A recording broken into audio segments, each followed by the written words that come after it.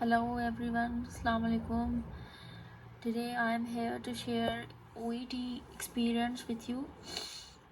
As a beginner, you would like to know a little bit for OET and then move further. Like जब मैंने OET दिया था, मैंने exam तो देना था लेकिन मैंने OET का कुछ पता नहीं था कि कैसे देना है, कब देना है, ऑल डूज़ एंड डोंट्स. हर पेपर के अपने अपने क्राइटेरिया होते हैं, उसके जो है स्टेप्स होते हैं, उसका टाइम रिक्वायर्ड होता है एंड ऑल. तो मैं यहाँ आपसे अपना एक्सपीरियंस तो शेयर करूँगी, लेकिन उससे शेयर करने से पहले I would like to tell you about OET. तो OET जो है, this is basically occupational English test. तो आपको OET इसीलिए देना होता है क्योंकि आप किसी भी बाहर के मुल्क में अप्लाई करेंगे तो उस मुल्क के क्राइटेरिया में OET आता है. कुछ सवाल हैं जो मेरे जहन में आए थे उस वक्त OET देते वक्त कि मुझे क्या चाहिए, क्या नहीं चाहिए और क्या करना है, क्या नहीं करना है. On the basis of that, I am going to share few of the queries that you people would also like to know about OET exam.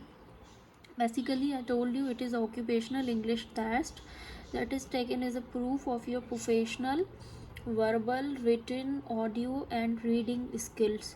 वो लोग आपका OET इसीलिए लेते हैं ताकि वो आपको बीइंग अ प्रोफेशनल डॉक्टर जज कर सकें कि आप वहाँ के एनवायरनमेंट में वहाँ के पेशेंट से कैसे डील करेंगे. सही है. The next question is who can apply for this paper.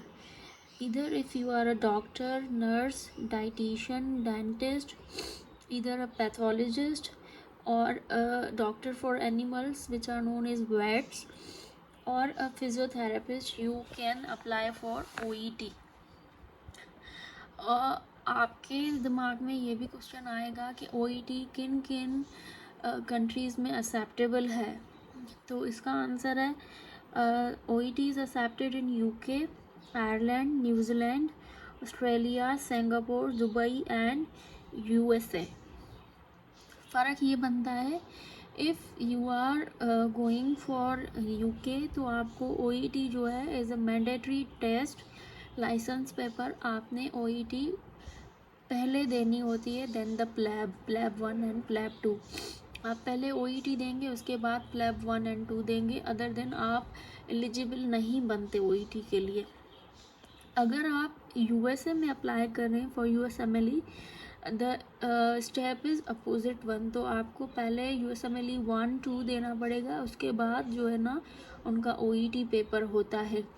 Process same है लेकिन उनके स्टेप्स जो हैं पेपर के वो चेंज है.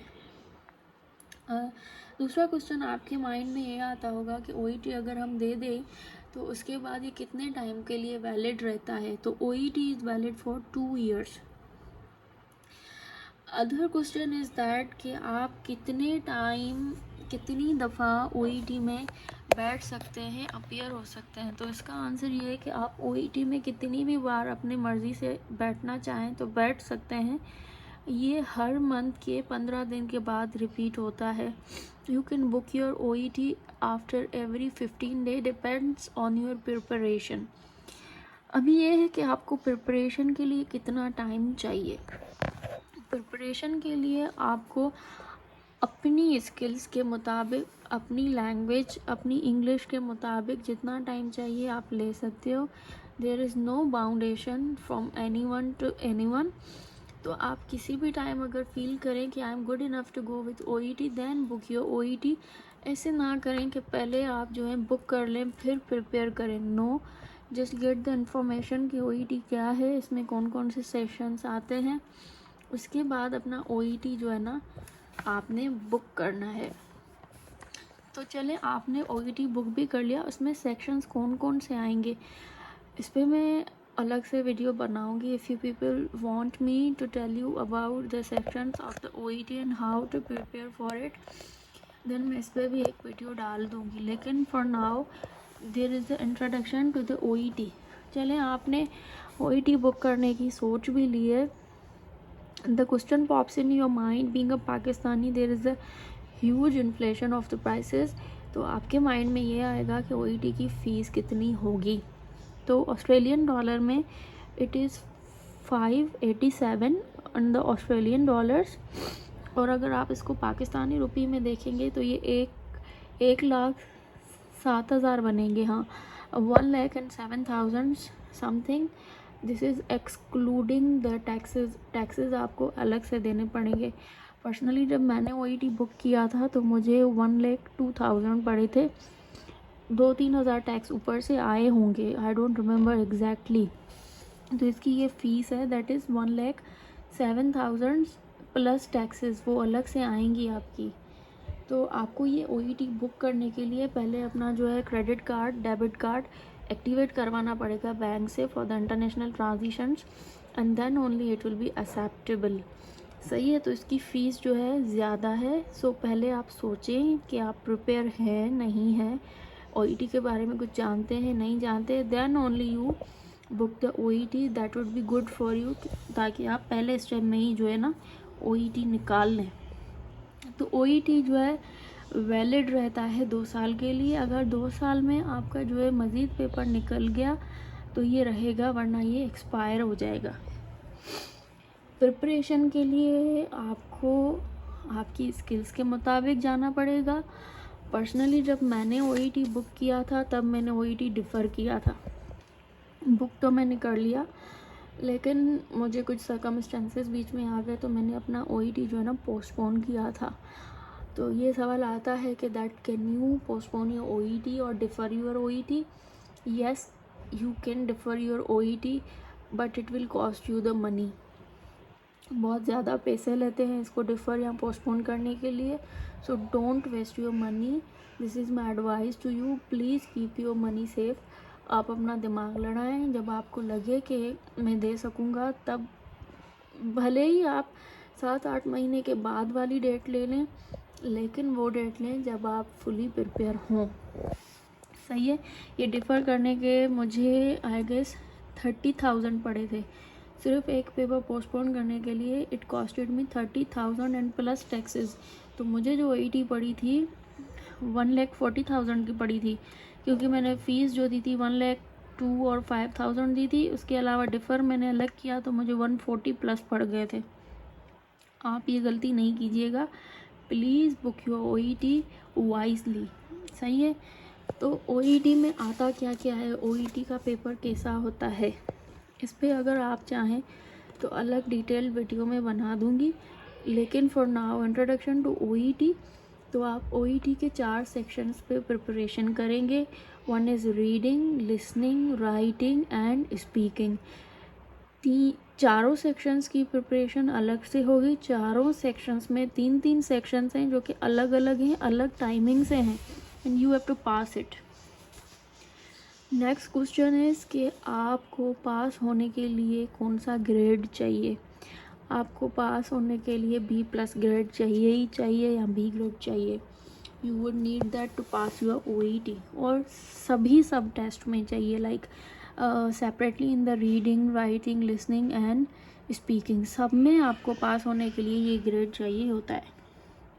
तो वो कौन सा टाइम होता है आप OET के लिए एलिजिबल हैं, like you plan to give OET, it can be any time, but it would be good अगर आप ग्रेजुएशन के बाद अप्लाई करें, बिकॉज आपका माइंड सेट होना चाहिए। 1 साल तो आपका हाउस जॉब में निकल जाएगा और OET 2 साल में एक्सपायर भी हो जाती है। तो बेहतर है आप हाउस जॉब कर लें, उसके दौरान प्रिपरेशन कर लें, उसके बाद OET दें। उसके बाद अगर प्लेब देना है, प्लेब 2 देना है, तो आप उसके मुताबिक चलें ताकि एक्सपायर ना हो। सही है।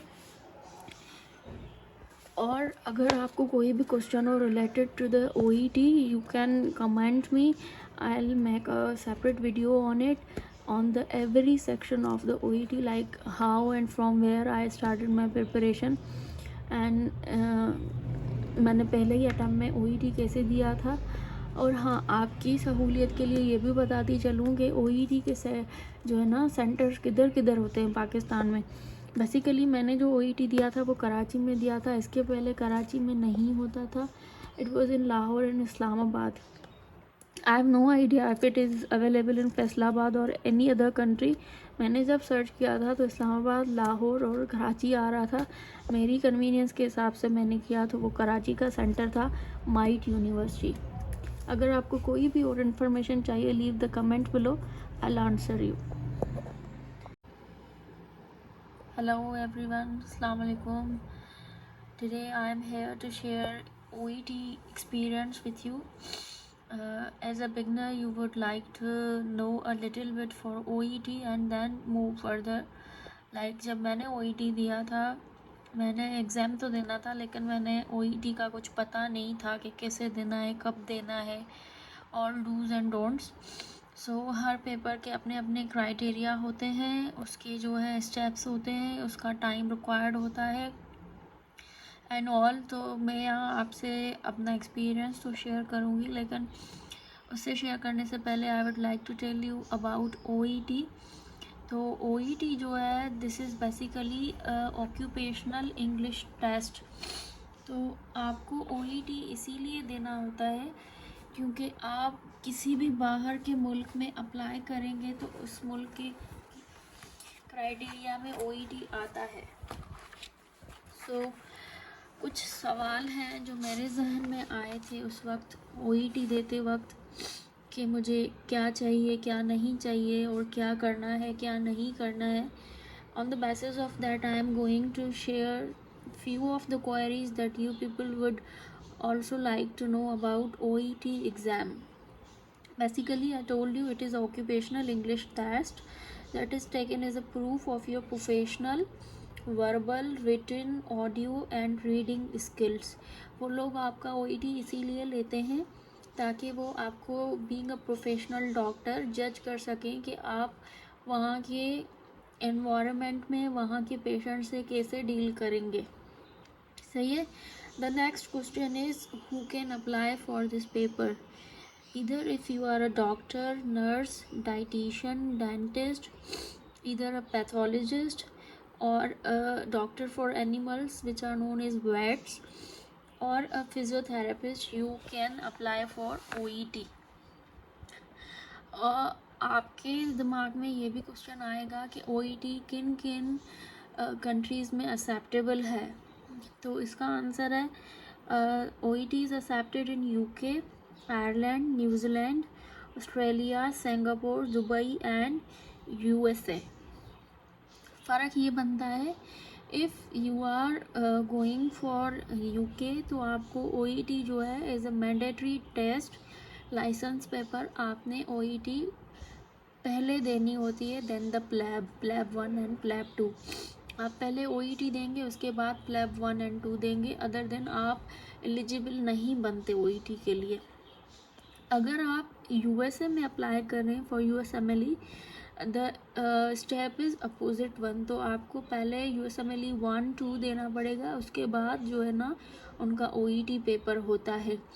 प्रोसेस सेम है लेकिन इनके स्टेप्स जो हैं पेपर के वो चेंज है। दूसरा क्वेश्चन आपके माइंड में ये आता होगा कि OET अगर हम दे दें तो उसके बाद ये कितने टाइम के लिए वैलिड रहता है। तो OET is valid for 2 years।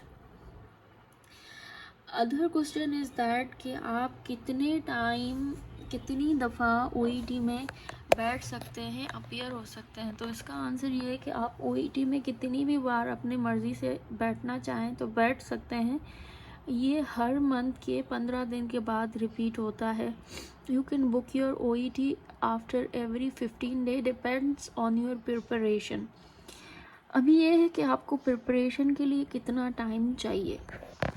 Preparation के लिए आपको अपनी स्किल्स के मुताबिक, अपनी लैंग्वेज, अपनी इंग्लिश के मुताबिक जितना टाइम चाहिए आप ले सकते हो। There is no boundation from anyone to anyone. तो आप किसी भी टाइम अगर फील करें कि I am good enough to go with OET, then book your OET। ऐसे ना करें कि पहले आप जो है बुक कर लें फिर प्रिपेयर करें। No, just get the information कि OET क्या है, इसमें कौन कौन से सेशंस आते हैं, उसके बाद अपना OET जो है ना आपने बुक करना है। तो चले, आपने OET बुक भी कर लिया, उसमें सेक्शंस कौन कौन से आएंगे इस पर मैं अलग से वीडियो बनाऊंगी। If you people want me to tell you about the sections of the OET and how to prepare for it, then मैं इस पर भी एक वीडियो डाल दूँगी। लेकिन for now there is the introduction to the OET। चलें, आपने OET बुक करने की सोच भी ली है। The question pops in your mind, being a Pakistani there is a huge inflation of the prices. तो आपके माइंड में ये आएगा कि OET की फ़ीस कितनी होगी।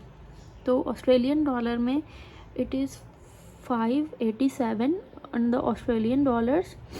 और अगर आप इसको पाकिस्तानी रुपये में देखेंगे तो ये 1,07,000 बनेंगे। हाँ, 1,07,000 something. This is excluding the taxes आपको अलग से देने पड़ेंगे। पर्सनली जब मैंने OET बुक किया था तो मुझे 1,02,000 पड़े थे। 2-3 हज़ार टैक्स ऊपर से आए होंगे, आई डोंट रिमेम्बर एग्जैक्टली। तो इसकी ये फ़ीस है दैट इज़ 1,07,000 प्लस टैक्सेस, वो अलग से आएंगी आपकी।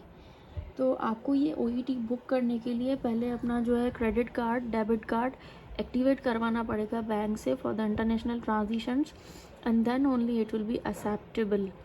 सही है। तो इसकी फ़ीस जो है ज़्यादा है। सो पहले आप सोचें कि आप प्रिपेयर हैं नहीं है, OET के बारे में कुछ जानते हैं नहीं जानते, then only you book the OET। That would be good for you, ताकि आप पहले स्टेप में ही जो है ना OET निकाल लें। तो OET जो है वैलिड रहता है 2 साल के लिए। अगर 2 साल में आपका जो है मज़ीद पेपर निकल गया तो ये रहेगा, वरना ये एक्सपायर हो जाएगा। प्रिपरेशन के लिए आपको आपकी स्किल्स के मुताबिक जाना पड़ेगा। पर्सनली जब मैंने OET बुक किया था तब मैंने OET डिफ़र किया था।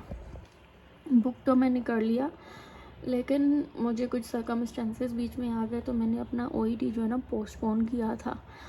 तो ये सवाल आता है कि that can you postpone your OET और डिफ़र योर OET?